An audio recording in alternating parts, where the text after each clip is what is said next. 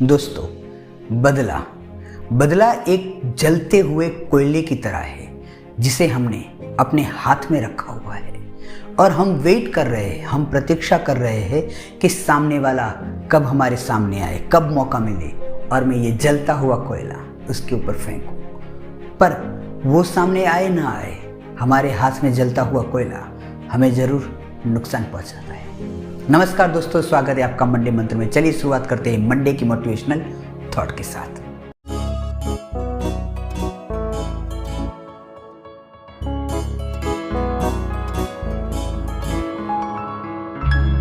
दोस्तों, how to take revenge. अगर कुछ लोगों को लग रहा है कि बदला कैसे लेते हैं, ये हम यहाँ पे सीखने वाले हैं, तो आप इस वीडियो को यहीं पे रोक सकते हैं।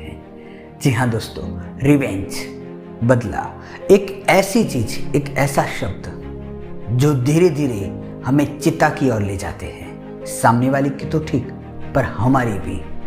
जी हाँ दोस्तों, ये एक ऐसी चीज है, मान लीजिए कि आपका खुद का एक घर है और आपने इसे किसी को रेंट पे दिया है रहने के लिए, तो उसका रेंट ले रहे हैं। पर ये तो हमारी सबसे बड़ी महत्वपूर्ण चीज, हमारा दिमाग, हमारा दिल या फिर हमारा चित्त, मन, उस मन के अंदर किसी को हम जगह दे रहे हैं और वो भी हमारे अप्रिय व्यक्ति को, सबसे अप्रिय व्यक्ति को हम अपने मन के अंदर, हमारे अंदर रहने के लिए परमिशन भी देते हैं और बिना किराए लिए।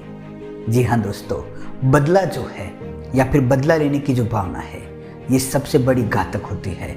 सामने के वाले के लिए हो या ना हो, लेकिन जो लेना चाहता है उसके लिए जरूर रहती है। तो क्या करना चाहिए? वो है फॉरगेट, क्षमा कर दो। क्षमा जो है वो सबसे बड़ी चीज है। यहाँ तक कि जैन धर्म में तो क्षमा को उत्सव का नाम दिया गया है, क्षमा का उत्सव। जो हमसे गलती हुई है उसके लिए हम माफ़ी मांगे और जो गलतियाँ हमारे सामने किसी और की जो हमें दिखाई दे रही है, उन सभी को हम माफ़ कर दें। पर ज़्यादातर होता ये है कि हमें अपनी गलतियाँ नहीं दिखाई देती है। हमें ये लगता है इस दुनिया में सर्वश्रेष्ठ, सर्वगुण संपन्न अगर कोई है तो हम खुद स्वयं परम पूज्य, पर सामने वाले सारे दोषी मानते हैं।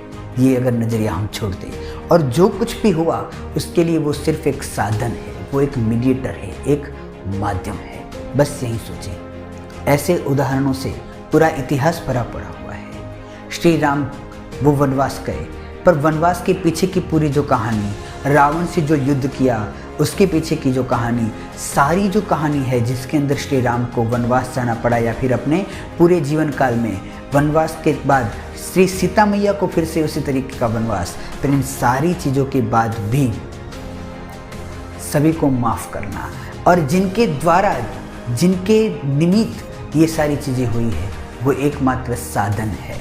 अगर वो साधन ना होते तो कोई और होता, पर जो चीज़ होने वाली थी वो तो संभव होनी और होके रहने वाली ही थी। तो इसी तरीके से ही एक और एग्जाम्पल है नेल्सन मंडेला। आप देखिए, नेल्सन मंडेला को जेल के अंदर रखा गया था और कारावास में उन्हें इस तरीके से प्रकांडित किया गया था कि हम उसकी कहानी सुन के भी थर थर कांपने लगते हैं। पर बावजूद इसके 10 मई 1994 जब नेल्सन मंडेला प्रेसिडेंट बने, तब प्रेसिडेंट बनने के बाद जब कारावास में जिन लोगों ने उनको यातनाएं दी थी, उन सभी लोगों को भी उन्होंने माफ़ करके उन सभी को बुलाया अपनी ऑथ सेरेमनी में। हर कोई यही सोच में पड़ गया था, जबकि जिन लोगों ने ये यातनाएं दी थी वो भी सोच में पड़ गए थे और वो भी शर्मिंदा थे। कह रहे थे कि हमने आपको इतनी सारी यातनाएं दी और फिर भी आप हमें माफ़ कर रहे हैं, और ये सबसे बड़ी आपके जीवन की जो क्षण है, ऐसी प्रेसिडेंट की ऑथ सेरेमनी में हम साधारण जन को, साधारण व्यक्ति को भी आमंत्रण, हमें भी इन्विटेशन। और नेल्सन मंडेला का कहना था, अगर आप ना होते तो कोई और होता, पर जो घटना बननी थी वो तो थी ही। जी हाँ दोस्तों, हमारे साथ चाहे कुछ भी गलत हो, वो एकमात्र साधन है। जो होना था वो तो होके रहने वाला है, उसके लिए किसी को हम जिम्मेदार ना माने। और जो सबसे बड़ी महत्वपूर्ण चीज़ है, सबसे कीमती चीज़ है, ऐसा हमारा मन, उसमें किसी भी व्यक्ति को बिना किराए के हम जगह ना दें और रिवेंज की भावना छोड़ दें। इसी के साथ मिलते हैं नेक्स्ट मंडे। तब तक के लिए जय हिंद, वंदे मातरम, जय भारत।